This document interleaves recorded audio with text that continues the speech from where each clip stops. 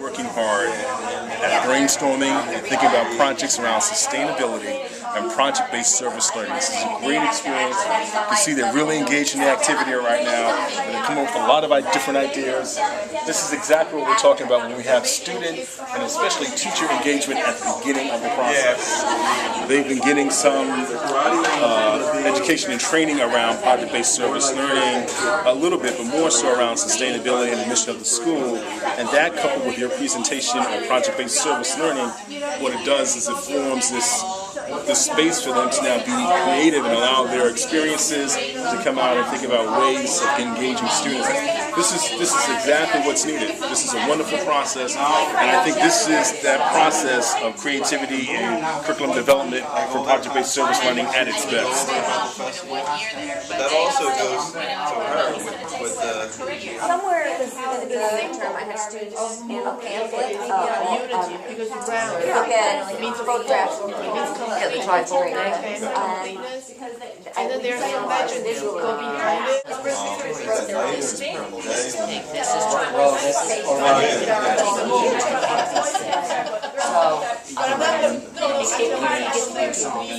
And actually write in the incinerator, you see what goes with the incinerator, like so the incinerator, the permitting for the incinerator, that's the All right, you guys are just chomping. It's just a wonderful process. You know, so engaged. This is fantastic. And so, kind of speak to me about this process. Did you find it helpful? Are there ideas flowing? I didn't see any dull moments at all. Yeah, we were talking about because a harvest, it's called Harvest Festival, Moon Festival in China, coming up in September, and then I'm thinking about it, create a project for the kids to know this festival, and cooperate with the literature, with the health, Because I also incorporate the nutrition and the fitness part aspect, and some of the things that she was talking about, like the festival, Chinese New Year, and the Moon Festival, like the culture of the food. We can get into the number of calories that they're using and what the ingredients are, like sodium, and like get into that kind of stuff. Where you can also go to science there. And like the timeline is kind of crucial.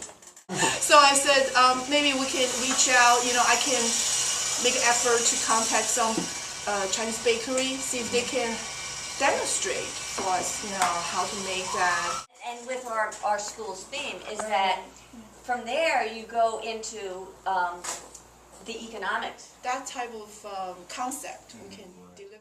This year we would kind of put it into initiative and then grow on it with the historical architecture, with the mansions in what areas? Plainfield having so many mansions that so many people, I'm sure, would love to find out what they look like inside now.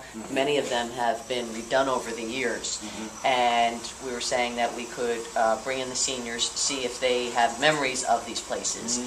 But if we could have the students research it, map it out, do all that kind of legwork, and then possibly the following year do like tours. It was suggested like a ghost tour, because so many of them in Sleepy Hollow certainly look scary, if at the holiday time, if they decorate them and all, and then the garden tour, because some of them used to have magnificent gardens. I don't know if they still do. It could possibly be a wonderful fundraiser also. Mansions, like, were they originally privately owned by very wealthy Yes. people? Yeah. So there's within that concept is that this is what many Americans aspire to, is these huge mansions. But so somewhere embedded in that has to be the idea that how many planets would it take if everybody lived in a mansion like that? No, because and so you talk have about the carbon footprint of living in a mansion, Yes. right?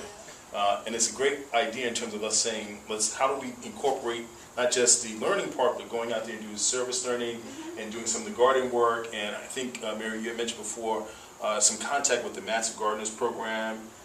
So I think that's really a great idea, yes. Then the project that I envisioned, which kind of fits in with this, was to have them do their own photography journal. Now, we were talking around about, originally I was thinking they could go, because we want the home element, right? And we were told that, to go to their relatives. Those students there are some students who have no relatives, that don't know where they are. but there would be an alternative. And get the oldest photos they could. First of all, I changed the musical from Lion King to West Side Story, which the same theater does, Men's Club, because it's more relevant to our kids, and it can be tied because it's based on Romeo and Juliet, which she's teaching this year. And I would make it a 2-year project, actually, I think, because they will have music in 9th and 10th grade, and then it will be only elective after that, the course or whatever. So in 9th grade, it would start with the planning process where we would go see the musical and start working on the individual projects. I don't know if I would give it to groups of kids, maybe, you know, do different aspects of, and it would end up, the end piece, and grade 10 would be actual production of their own. But instead of doing the musical in a normal way where you rehearse and so, they would do everything themselves. They, from the scenery, from everything, lighting.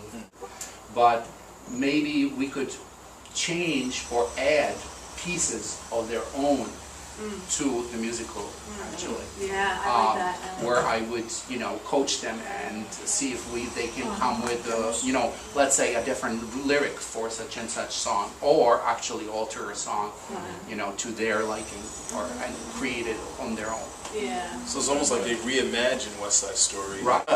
West 7th Street Story. Right? Right. That's cute. I like that. And so some of the things that What we were discussing, what you brought up, was maybe possibly having a 2-year, well, everybody talked about the 2-year project, which we're discussing of going to the waste side management, looking at the garbage, the disposal, collecting data, and some of the data can take, like you said, over 2 years to collect and figure out the pollution that's being emitted by some of the things they have there with the incinerators. So Well, we could do that part. There, you know, there's the whole solid waste issue, you know, from where the stuff comes in their house to the garbage to the Rock Avenue recycling, sorting area. Then it goes on, it gets weighed, and then it goes out to the recycling facility. sure that there's a consistency in terms of if in 9th grade you're looking at water, you're also doing something in 12th grade with water. It's at a higher level. Think about how that would look in 9th grade, 10th grade, 11th grade, 12th grade. Because we also like to be able, at the end of their journey here, to say, here's a project that you were engaged in from beginning to end.